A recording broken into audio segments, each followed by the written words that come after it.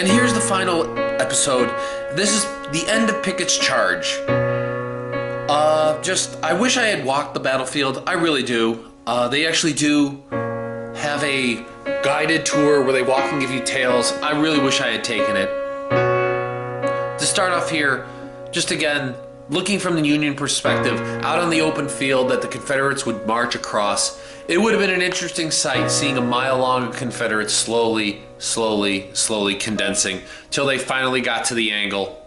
But this is it.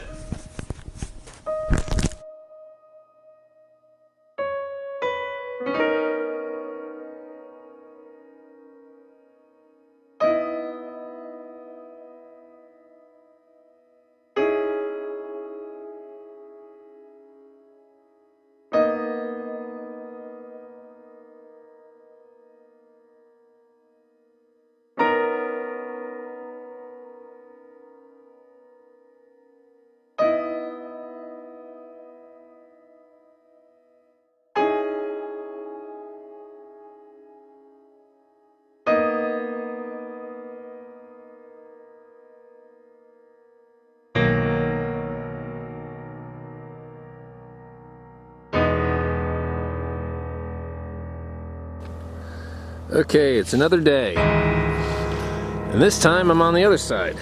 I didn't realize this when I was doing this, but apparently the Confederates were facing the sun, which obviously explains why they were attacked in the afternoon, because the sun would kind of be more behind them. This is where the Army of Northern Virginia was. This is where a battalion cannons were stationed. And those trees right there where the troops would be stationed, only to come forward if they were being attacked or going out to use. But you can see out there some of the monuments. You can see exactly where it was on that ridge were all the Union troops. That's Cemetery Ridge.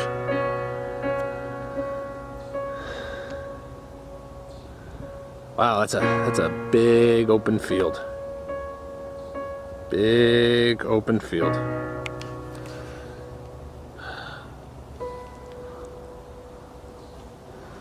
Oh, better continue. Get to where the monuments are. So this is the Pilgrims Battalion.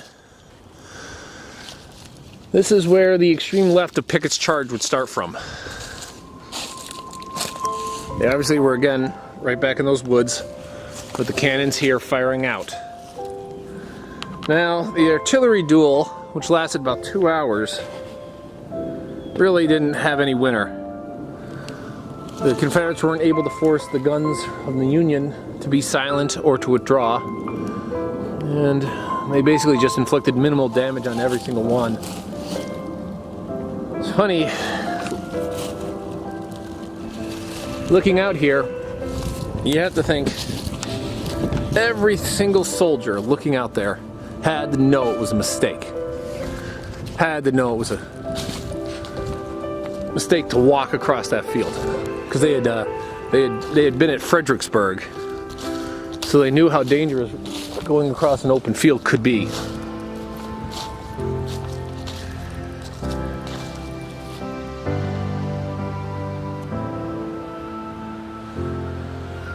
The only two people who didn't seem to understand that it was a mistake were, of course, Pickett, who was last in his class at West Point, and Robert E. Lee. They even talk about how the generals, Longstreet didn't like it, A.P. Hill didn't like it, Ewell didn't like it, didn't like the idea. But they did do it because it was his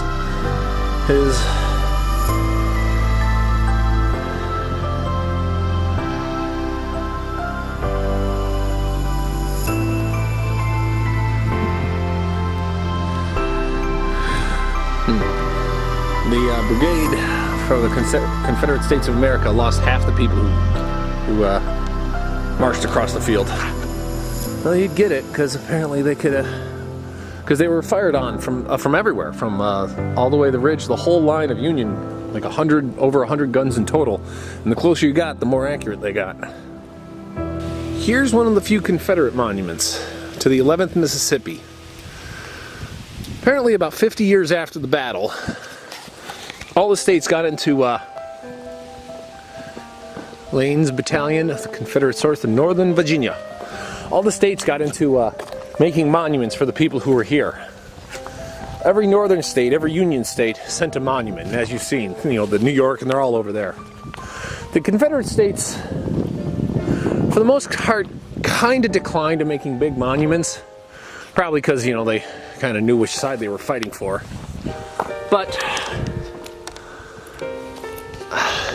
some did. More often than not, they chose smaller, just to honor the men who were here, versus the cause they were fighting for. I think that's what a lot of people mess up when they see a Confederate monument. Is it celebrating the cause or the person? And this is the for North Carolina.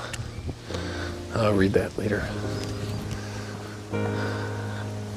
See out there. It took him 30 minutes to walk across that. You can see in the distance the monuments. You can see the Pennsylvania monument. That tall spiral one is one for Vermont.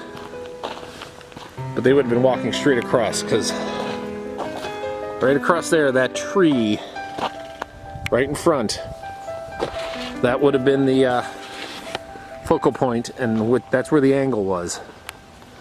They all walked across here.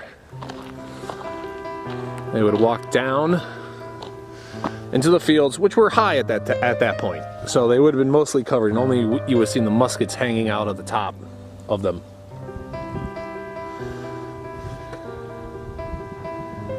Wow.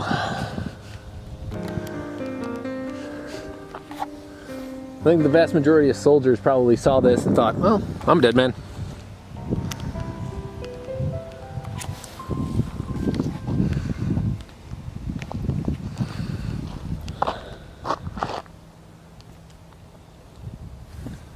That would have been incredible to try and walk across. I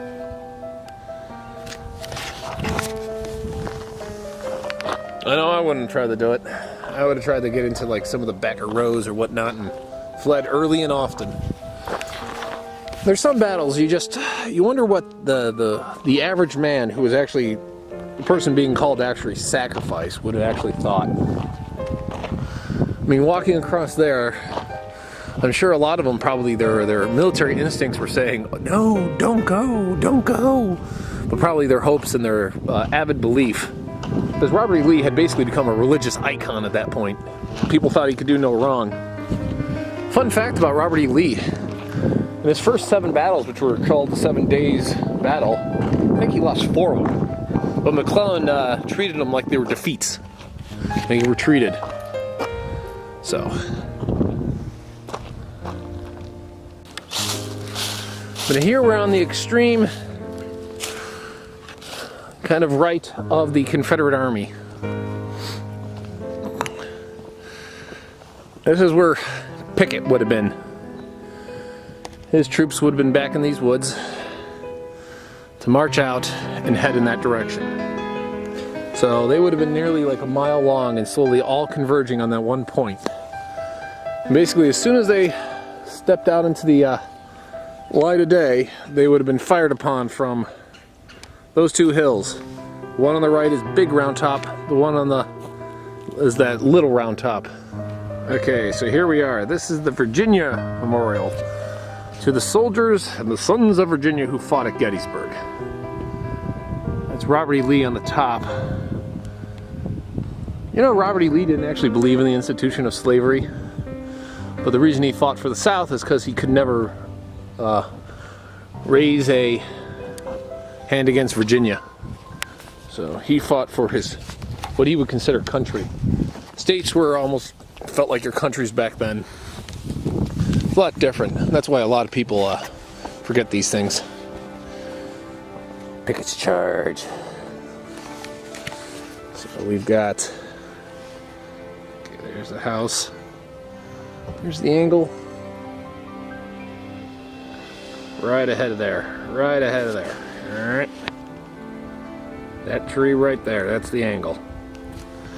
That's where they'd eventually meet.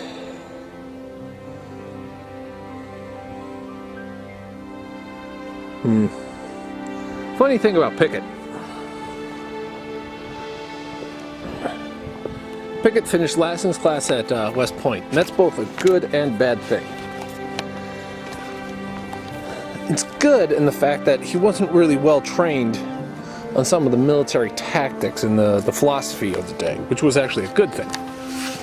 What people don't know is that military technology had actually advanced far enough at the time that they really shouldn't have been using the tactics that they used in the Civil War. What ended up happening was when rifles were highly inaccurate, you'd want to mass a bunch of people together and you'd want to volley fire out in order to try to maximize your chances of hitting the enemy. And so standing up and sitting with all those things made absolutely perfect sense. For the Civil War, they had machine boring and they had rifling, so the cannons and the muskets had become a lot more accurate. So standing up, presenting yourself as a wide target in that honorable sense, which was at the times that you wanted to be honorable and have the person see you, actually made little to no sense at the time. So what they should have been doing at the time was kind of like, ducking down, only raising up the fire, keeping low, reload, move, kind of like big skirmish lines with in trenches, kind of more like how World War I would actually end up being fought.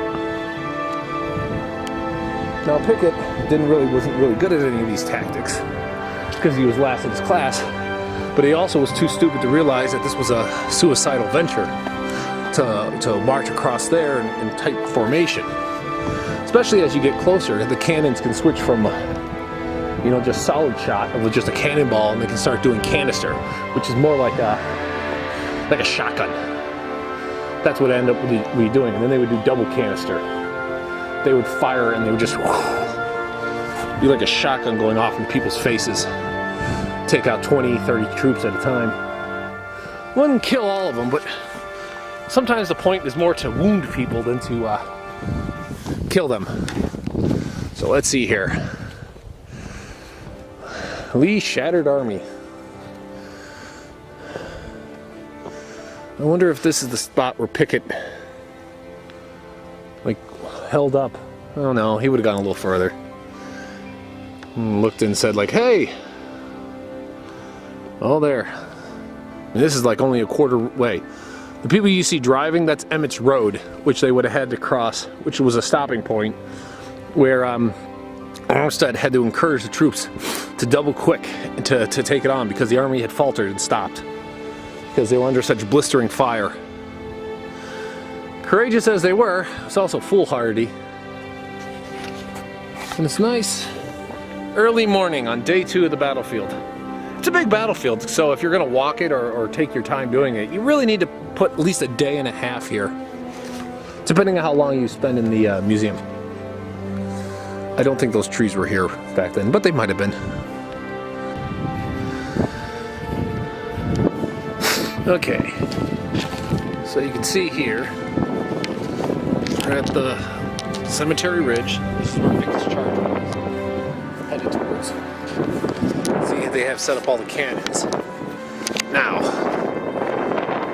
that's where some Union division was. If you see way in the back, on the other side is their monument to the Virginians. I'll see that later. Probably tomorrow. So I'm just going to be doing it. And this here, this angle right here, this is called the angle.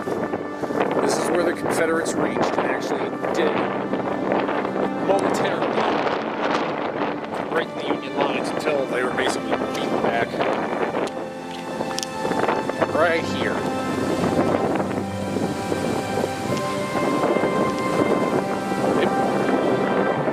I doubt that tree was here.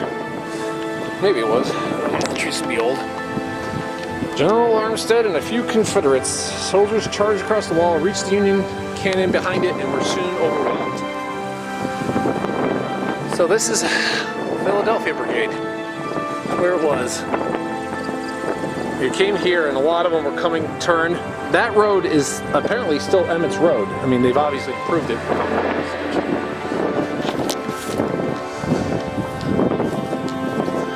but it was that was the actual road that if you listen to how they crossed, they got when they got to that road, they were slowed up. I think shortly after they got through that road, a lot of the Union rose up, started firing their muskets at them.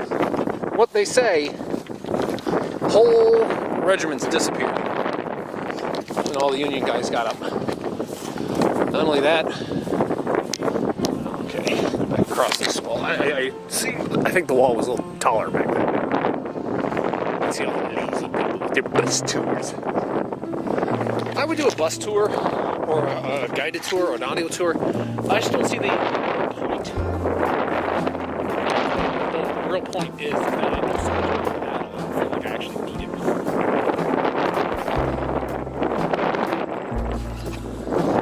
I just wanted to come back and see this because I hadn't been here in, well, a little over a decade. Last time I was here, my parents were, I was probably high school or something like that. So, got lots of memorials. It's amazing. Yeah, I think during it, the Union even swung its flank out to fire into them.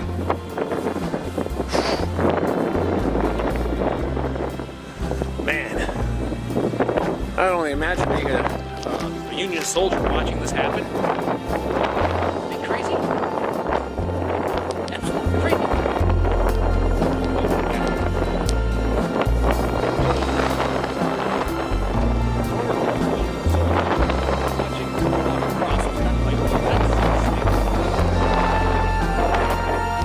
Okay.